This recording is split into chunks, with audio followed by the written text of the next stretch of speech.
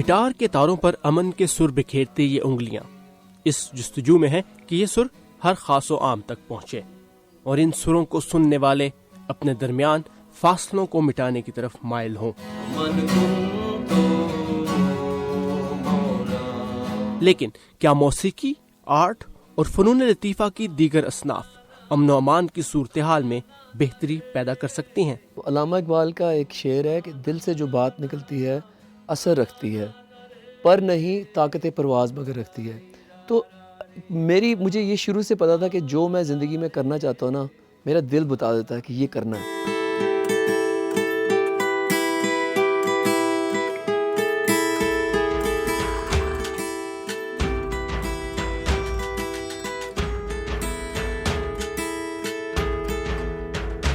मुश्किलें मुझ पर पड़ी इतनी कि आसान हो गई।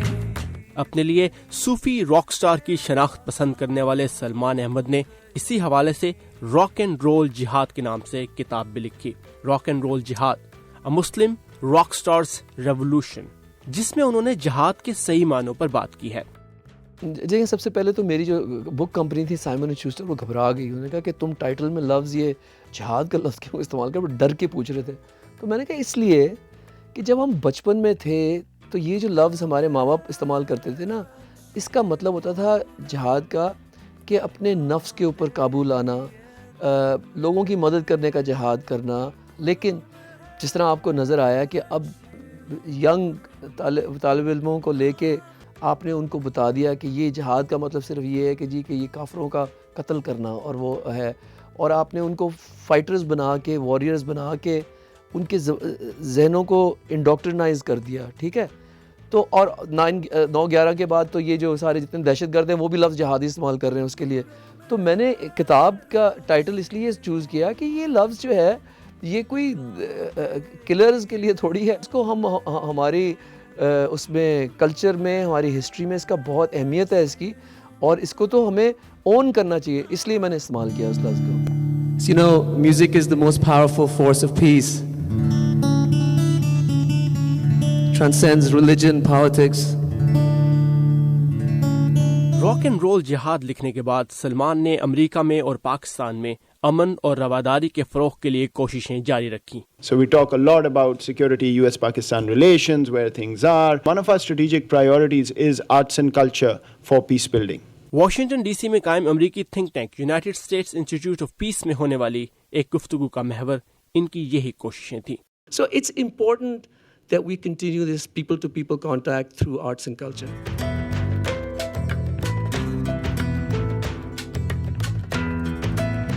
इस तकरीब में भारत से नौजवान आर्टिस्ट शिलो शेफ सलमान ने भी शिरकत की। And as I entered, there was this beautiful saying that said, "Kasbe kamal kun ki azize jahan," which means, and we shall make such beauty with our hands that we will be loved by all or understood by all. Photographer और artist शिलो chef Salman अपने एक project के लिए पाकिस्तान गईं और उन्होंने अपनी तस्वीरों के जरिए पाकिस्तान के आम लोगों के तासुरात को कैमरे की आंख में महारत से महफूज किया और अब वो उन्हें दुनिया से बांट रही हैं। हमारा एक थीम था कि हम कैसे हमारे नानियों और दादाओं से डर को भी पाते हैं। वैसे मेरा तो कुछ डर नहीं था, मगर मेरी नानी बोल रही थी कि हाँ 1947 में ये हुआ था और अब तुम्हें पता नहीं है कि क्या होने वाला है तुम्हारे साथ। मगर हमारी जो खुद की एक्सपीरियंस है उसमें कुछ डर नहीं था। Like when I actually was there, it was wonderful because everybody just received us with absolute love. My father, who was in the airlines, moved to New York, and my family arrived in Rockland County.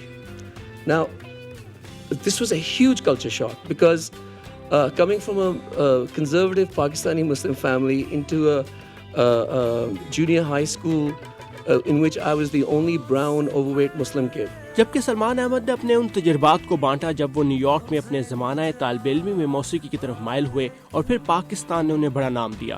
वो back वक्त पाकिस्तान और America में रह रहे थे, लेकिन सितंबर 2001 के वाक़यात ने कैसे उन्हें अपने फ़न को एक बड़े मकसद के लिए इस्तेमाल करने की तरफ माइल किया।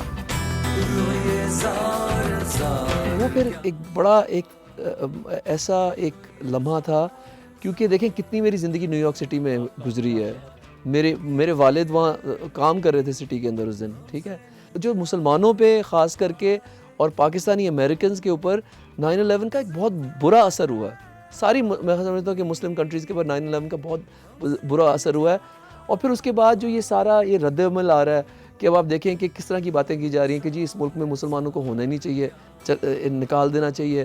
تو میں یہ 2001 کا 15 سال ہو گئے اس بات کو سوچیں, اس کا اثر لیکن بہت بڑا ہوا ہے. امریکی think tank United States institute of peace کے ساؤتھ ایشیا پروگرام کے ڈائریکٹر معید یوسف نے کہا کہ واشنگٹن میں ہمیشہ سے امن و امان کی صورتحال اور سیکیورٹی کے حوالے سے بات کی جاتی ہے, لیکن اس کے لیے صرف سیاسی اور ملکی سطح پر ہی بات کی جاتی ہے, جبکہ ضرورت اس بات کی ہے کہ عام لوگوں پر اثر رکھنے والے فنون لطیفہ کی بات کی جائے, آرٹ اور موسیقی کے ذریعے لوگوں کو قریب لایا جائے.